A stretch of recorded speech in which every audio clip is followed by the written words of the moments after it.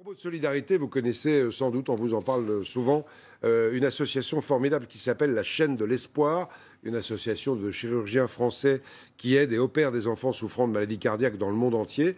Cette année, ils sont venus en aide à la demande de médecins libanais à des enfants réfugiés de Syrie, et il y en a beaucoup. À Beyrouth, Caroline Bell, Olivier Stambard et Pascal Delporte.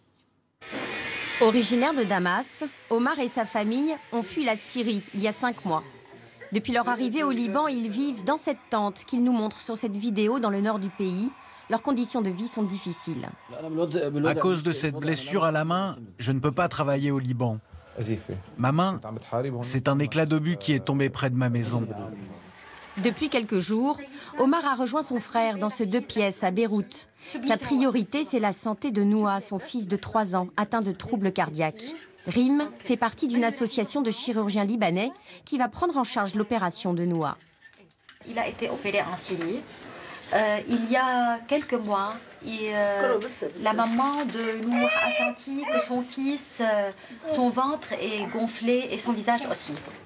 Le jour même, Noah est hospitalisé à l'Hôtel Dieu de France, un hôpital réputé de Beyrouth.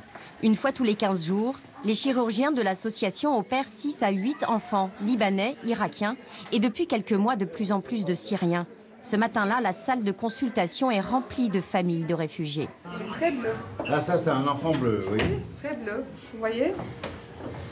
Voilà, les mains bleues, les ongles bleus, les lèvres bleues. Le professeur Deloche, fondateur de la Chaîne de l'Espoir, a répondu à l'appel de ses collègues libanais. Les Nations Unies prennent en charge une partie des soins apportés aux réfugiés, mais cela ne suffit plus. Ils sont des réfugiés sans camp, mais vraiment, le minimum, c'est déjà de prendre en charge ces enfants qui sont malades, parce que là, la situation devient insoutenable. En un an, le nombre de Syriens aurait triplé au Liban. Dans l'absolu, il y a presque un nouveau-né sur 100 qui a une malformation cardiaque. Donc, comptez combien il y a de réfugiés syriens, et c'est des mathématiques, malheureusement. La Chaîne de l'Espoir va donc financer une partie des opérations. Celle de Noah a duré près de 3 heures. Nous le retrouvons à son réveil.